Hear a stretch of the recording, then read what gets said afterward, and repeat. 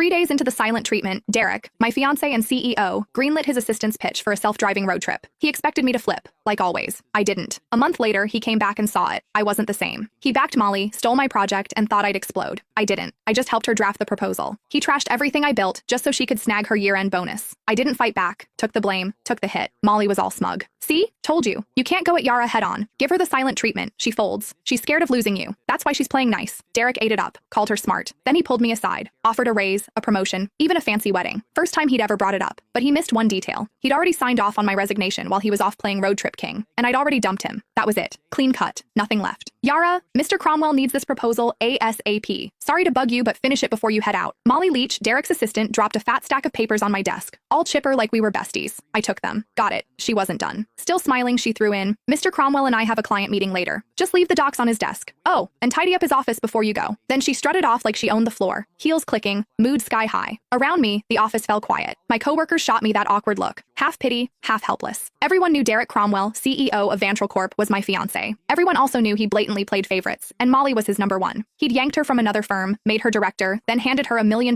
project I'd busted 2 months bringing in and prepping. When I pushed back, he called a team vote, thinking everyone would back him. Wrong. The whole team voted for me, except him. Molly got 1 vote. His. He lost it. Accused me of stirring up cliques. Didn't just take the project away. He demoted me in front of everyone and slashed the salaries of the people who'd backed me. Nobody dared speak up. Later, he apologized. Said didn't want it to look like favoritism. Claimed Molly might feel left out. I used to believe that crap. Now, it's a joke. Molly couldn't even keep up with our interns. Didn't want it to look like favoritism? Please. He was straight up playing favorites. Everyone saw it but him. I heard footsteps upstairs and looked up. Derek. He showed up at the stairwell, glanced my way, then walked out without saying a word. Changed into some casual suit. Even from here, I caught that cedar cologne. He never used to wear cologne. That one? Molly's gift. Yeah, he knew exactly what he was doing. He'd been pulling this kind of stuff for years. It started after I found their goodnight texts. Couldn't stay quiet. I confronted him. Derek said I was being petty. Then, like it proved some point, he used it as an excuse to make it official and moved Molly to work directly under him. The more upset I got, the harder he leaned in, dragging her to every social event, serving her food, even wiping her mouth at company dinners. When we fought, he'd ice me out. When I apologized, he'd round up his buddies to lecture me like I was some jealous mess. For a while, I actually blamed myself. Thought maybe I wasn't generous enough. Thought maybe that's why we ended up here. But on day 3 of one of his silent treatments, when I was too sick to even sit up and he still packed his bags for a trip with Molly, I gave up. That's when it hit me. He wasn't trying to be noble. He just used my pettiness as a shield so he could keep doing what he wanted without feeling guilty. Even if I hadn't caught those late-night chats, he would have just found another excuse to be with her. After their latest business trip, they were still grabbing dinner, drinks, playing tennis, same routine. But something between them had changed. I could feel it. Not that it mattered. 5 years together, and it was done. This whole mess had dragged on long enough. I was the last one in the office, finishing up the proposal.